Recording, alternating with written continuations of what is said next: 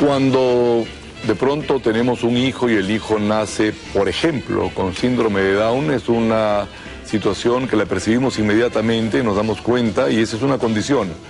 Probablemente los padres no deseaban eso, pero la condición es evidente y a partir de ese momento van a encarar esa situación.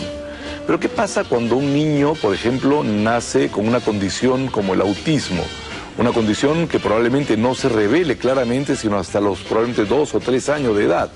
Los padres crían al niño como cualquier otro y de pronto en un momento comienza la tortura. ¿Qué cosa tiene este niño que no se puede relacionar con la gente? ¿Cómo funciona? ¿Cómo se vincula?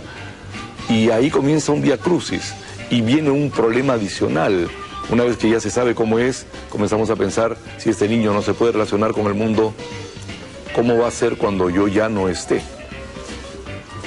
A mí me llama la atención que un niño esté en condiciones normales y de pronto aparezca este asunto del autismo y le diagnostiquen autismo porque de pronto como que se desconectó del mundo. Eso me lleva a preguntarme si es algo con lo que se nace, si es algo que se adquiere, si es algo que se puede curar, si es algo que se puede prevenir. Hay muchas preguntas al respecto. Es una definitivamente condición complicada que se sigue investigando, pero yo me imagino cómo era antes. Imaginemos 50 años atrás, nace un niño que de pronto tiene poca disposición a vincularse, que tiene reacciones inesperadas, que tiene talentos inusuales, que de pronto se desespera y explota y que no hace contacto visual. ¿Cómo reaccionan los papás? ¿Cómo es ese niño recibido en esa sociedad? Quizás se diagnosticaba de loco o de repente recibía maltrato. Debe haber sido bien complicado porque cuando uno no entiende qué pasa, se asusta. ¿Cuánto sabemos ahora? ¿Y quién se asusta más? ¿Para quién es más difícil? ¿Para el niño o para la familia? Hoy en 3G, el autismo. Hola, ¿cómo están? Bienvenidos a 3G. Hoy día vamos a investigar un poco sobre el autismo. ¿Qué cosas sabemos sobre el autismo? Es una palabra que quizás hemos escuchado muchas veces, es una condición, pero ¿cuánto sabemos en realidad sobre esta, no sé, enfermedad? ¿Es una enfermedad? Es una condición, en todo caso, que afecta a 4 personas de cada 10.000. O sea, es algo que definitivamente afecta a nuestra sociedad y de lo que poco conocemos.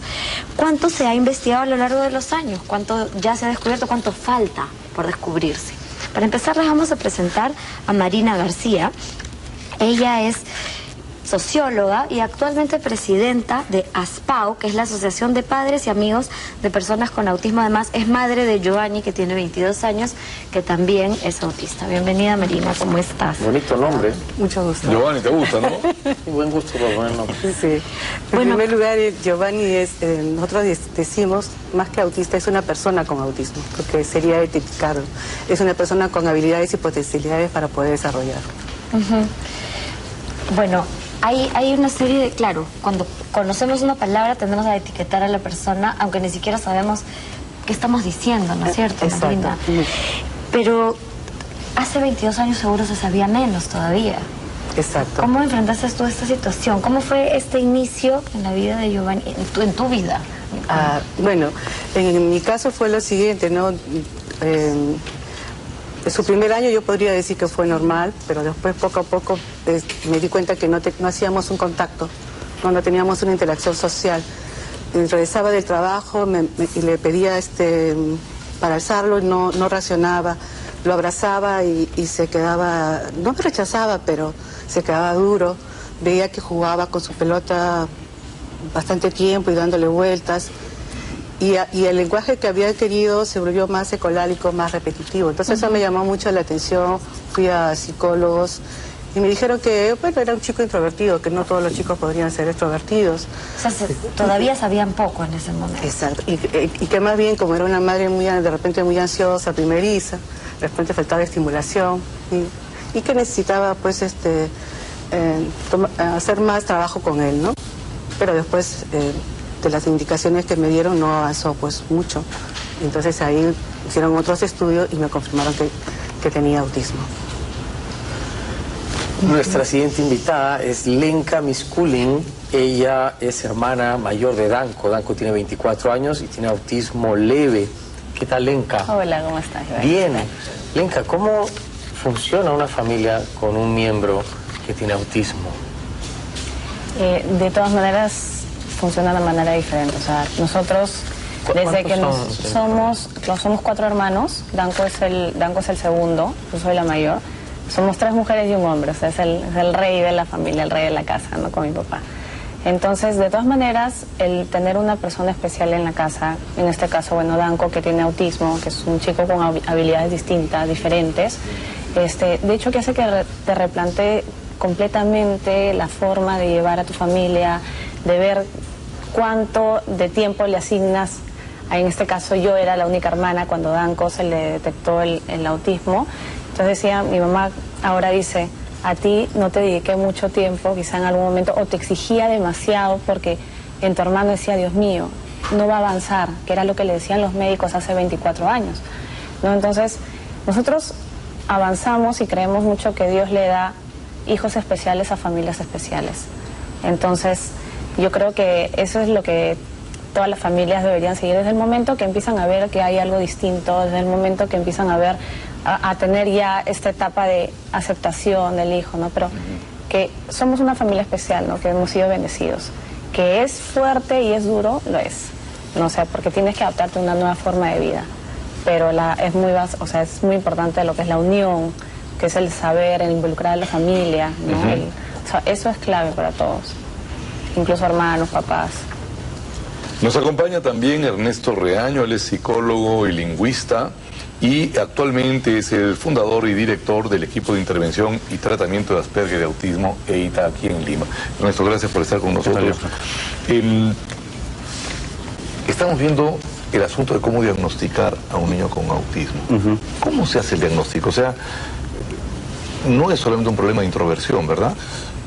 No, para nada. No. Primero lo que hay que saber sobre autismo es que no es una enfermedad, sino es una condición de vida, ¿no? ¿Qué quiere decir eso? Eso quiere decir que es un desarrollo, no se adquiere, no se pasa y no se cura. No se cura. ¿No? Entonces, durante una época, sobre todo corrientes psicológicas derivadas del psicoanálisis, hablaban de que esto era por culpa de las madres, por culpa de un trastorno de vínculo, etcétera, etcétera. Hoy se sabe que no es así, ¿no? Es una cuestión genética. ¿Esa época cuándo sería, Ernesto? Hasta los años, básicamente los años 50, 60. Ya, ¿no? O sea, más o menos cuando yo nací. Yo nací en los 50, si hubiera nacido con autismo... Sí, tu madre hubiera tenido la culpa y posiblemente tú hubieras sido internado en algún manicomio. ¿Internado en un manicomio? Sí. Pasó, ¿no? Entonces, actualmente se sabe que es genético, que es una forma distinta del desarrollo cerebral, ¿no? Y, bueno, se empieza a diagnosticar básicamente hacia un año, año y medio, que uno empieza a ver los primeros síntomas, ¿no? ¿Qué son? Que el niño que no hace contacto visual, que no responde a su nombre, que, por ejemplo, juega de manera diferente con sus juguetes, por ejemplo, tiene carritos, los ordena todos por colores o formas. El niño que, por ejemplo, es muy sensible a determinados ruidos, a determinadas texturas, ¿no? Básicamente esas son primeras señales y hay un retraso, digamos, en la adquisición del lenguaje también. Hay un retraso en la adquisición del lenguaje, o sea, ahí tenemos, pero pueden haber niños que son un poco más introvertidos, ¿no? Sí, claro. Sí. Vamos a irnos a una pausa y vamos a regresar ahora para comenzar a dialogar sobre este fenómeno. Ya volvemos.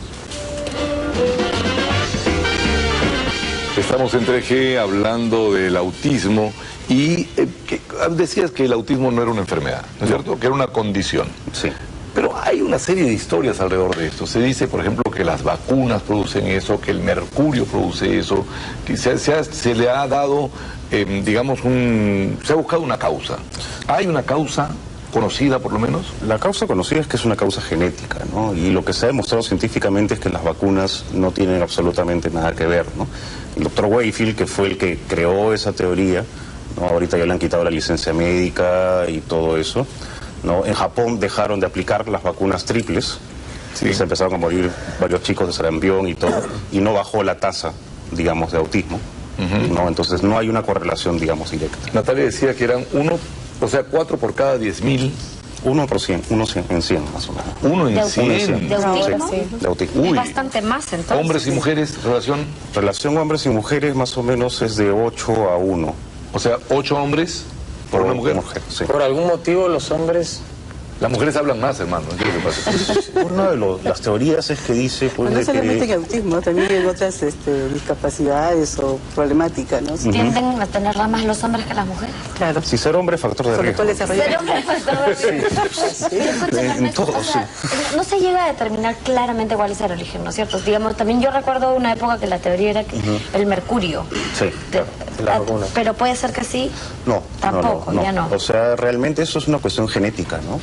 O sea, no necesariamente algún padre o un familiar tiene que tener todo el cuadro de autismo, pero cuando vemos un chico con autismo y vemos a los padres o a los familiares cercanos, encontramos muchos rasgos de autismo, justamente. Ah, sí. Sí. O sea, no es broma eso. O sea, en el diagnóstico tú puedes ver que el autismo se está transmitiendo genéticamente. Pero Hay no, aumento- no necesariamente, por Pero de ejemplo... repente no necesariamente también de padre a hijo, ¿no? Por ejemplo, en mi caso tenemos una persona que en nuestra familia que no es una persona con autismo, pero tiene una fijación muy fuerte o una memoria tan grande, ¿no? Recuerda fechas, recuerda eventos puntuales, qué pasó ese día y todo, y es la habilidad que la tiene desarrollada Danco. Ya. Danco, tú le preguntas qué día cayó el 4 de mayo de 1982 y te la dice así, qué día cayó. No, ¿verdad? Se ha, no sé, memorizado los calendarios. Y ¿Ha te llegado la a dice. memorizar los calendarios? O sea, Sí, tiene una... o sea, él es creo que del año 70 hasta el 2020 y algo, creo que ya sabe qué día es. Y si tú le dices, hola, ¿no? ¿Cómo estás? Te pregunta, ¿cuándo es tu cumpleaños? Y ya te registró. Y me va a decir el año siguiente que hoy es tu cumpleaños. No me Pero digas. eso va a pasar Y con haberte visto un solo día. ¿Una sola vez? Que es un poco la idea que se trabaja en esta película Rayman, Claro, ¿no? claro. Un poco la capacidad de la memoria y el cálculo, las combinaciones. Pero si es una cuestión genética, ¿por qué se escuchan tantos casos? Incluso creo que el de Danco es así, que él era un niño totalmente normal, con un desarrollo normal, y de pronto empiezan a aparecer los rasgos. Tú dices que no se adquiere, No. pero los Lo casos que- que escucho parece que aparece. Lo que pasa es que Se determinados muestra. rasgos característicos empiezan a aparecer hacia el año y año y medio, fecha que coincide también con la aplicación de vacunas y una serie de cosas, ¿no? Ya. Por eso mucha Entonces, gente por eso- dice, después de la vacuna empezó a hacer Claro. esto. Sí, claro. Pero es pura coincidencia. Pero tu hija, El que tu se hermano a los 3 manifiesta años, a ese tiempo. tuvo Sí. un episodio particular. Cuéntalo cómo Claro, fue. yo le llevo 4 años. Yo me acuerdo clarísimo, o sea, hemos jugado súper bien, como cualquier chico normal, travesuras, él era recontra hiperactivo, que era lo que me gustaba con él. Nos acompañamos para hacer travesuras y todo. Y de un momento a otro fue como que empezamos a ver cosas que parecían raras, ¿no? O sea, a mí me encantaba armar rompecabezas y lo jalé al mundo de los rompecabezas. Y armábamos todo rompecabezas grandes y me acuerdo de chiquito le decía, teníamos un mapa del Perú y me decía, ¿qué teto? Y él decía, Loreto, ¿qué teto? No sé qué. Y le decía los nombres de cada uno de los departamentos. Y en ese un día estaba armando rompecabezas y se me perdió Purímac. Y me dice, no está Purímac. Y tenía 2 años y medio, es como que, ¿qué pasó? ¿No? Y así, y después dije, como le gustaba mucho rompecabezas, armar rompecabezas, un día lo encontré armando un rompecabezas grande, pero esos antiguos que eran de madera, que tenía solo pintado en un lado, pero al revés, o sea, por el lado de la madera. Y se armaba. Y no fallaba, o sea, ficha que veía, ficha que la ponía. En su sitio, directamente. Entonces eran cosas como que, oye, mami, ¿no? O sea, ¿qué pasa? Y de ahí se empezaron a ver ya los signos más característicos del autismo, ¿no? Un poquito el tambaleo, el coger alguna cosa o la fijación por tener algún carrito, su carrito amarillo que lo llevaba para todos lados, ¿no? Pero dice que de pronto se quedó sin hablar por un tiempo. En un momento, si se quedó unos meses sin hablar, no entendemos todavía por qué, es un misterio, o sea, ni siquiera hubo algo como un shock o algo traumático, no. De un Pero momento a parece otro, que pasa siempre. no ¿no? quiso Hay hablar. casos de retraso del lenguaje o a veces pérdida momentánea del lenguaje, o algunos chicos con autismo adquieren el lenguaje y luego lo pierden, ¿no? O sea, puede Pero ocurrir ese tipo eventualmente lo de... recuperan. Eventualmente algunos sí. No, ahora, Algunos no. O sea, puede que algunos ya nunca más hablan. claro, lo que pasa es que hay que saber que el autismo en primer lugar es un espectro, ¿no? Que va desde el autismo más severo, donde quizás no vamos a encontrar lenguaje, ¿no? Y la manera de comunicación será una forma facilitada de comunicación mediante tarjetas, señales y esas cosas. Un autismo medio, ¿no? Donde hay un lenguaje funcional, digamos más o menos para decir qué cosas quiero, ¿no? Y el autismo leve, junto con el síndrome de Asperger, donde sí se adquiere el lenguaje, ¿no? Pero la persona, por ejemplo, no